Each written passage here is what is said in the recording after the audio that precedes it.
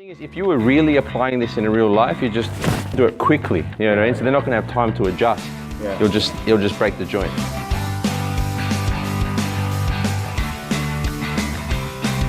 All right, so what we're going to play around with today is just grabs and releasing yourself from wrist grabs or locks.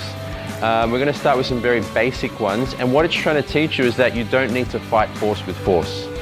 You can use leverage and your natural body movement to get out of a lock or a hold.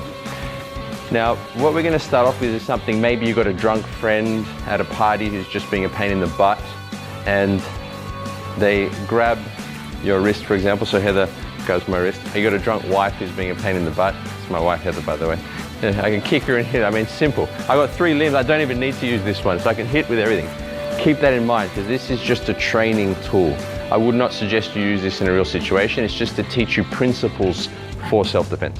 Now, first thing we do in this exercise is that you secure the hand here, and what we don't want to do is fight this point. If I fight at this point, it's going to be easier for Heather to hold me there. I let that point release and relax, secure it here, and I bring the elbow over her forearm. Okay. You bring the elbow over the forearm, and once it's over, you just drop the elbow in order to put pressure on her elbow and wrist joint. So you secure from here, you don't fight the contact point, but you swing the elbow. This is like a fulcrum. You fulcrum this point to bring it over and bring it down over the joints. Yeah? Simple. You're grabbing, with this technique, you're grabbing same arm. Yeah? Yeah, if you keep yourself and your force aimed at him, if I think about connecting to his center as opposed to coming this way, see how there's much less force to put on him. But if I keep it this way, I can put more pressure on him because my weight is going at him. Make sense? If I try to fight him at this point, it's quite difficult because that's where his strength is.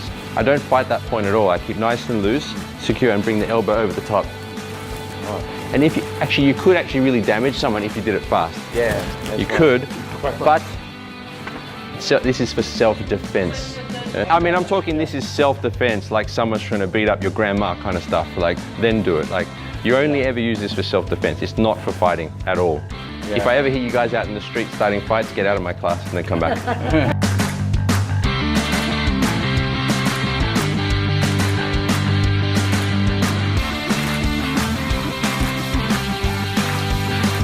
This time they're grabbing the opposite arm, so not the same arm, opposite. Okay. And from here, same idea.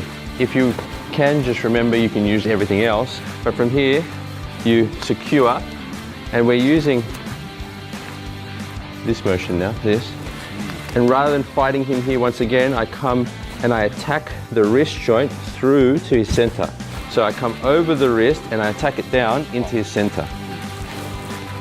Yeah? So it's kind of like you're diving into a pool, but the key point here is not to use force on force. If I try to fight him at this point, he can stop me. But if I can just use that leverage point of the wrist over my wrist turns over his wrist, I'm looking into his center, and I dive down like I'm going into a pool. Yeah. You always try to go towards the other person's center so you affect their body mass. If they're off balance, they're weaker. They can't. If my body mass is attacking his body mass, so if we're in contact and you pressure me, I pressure you, then it's harder for him to resist anything I do if my body mass is attacking his spine. So that's the concept here. As I do this, I want to feel like I'm still attacking his spine so I can take advantage of his body. So you always, you know how when you're feeling your body and then you visualize white light, to add to that, you want to visualize like a line in front of you, and that's your opponent, that line. So I mean, we're all new. We've all been training less than a month, so step by step. Good question though. Okay, so secure the hand, don't fight the contact, come over the top and attack the wrist joint like you're diving into a pool.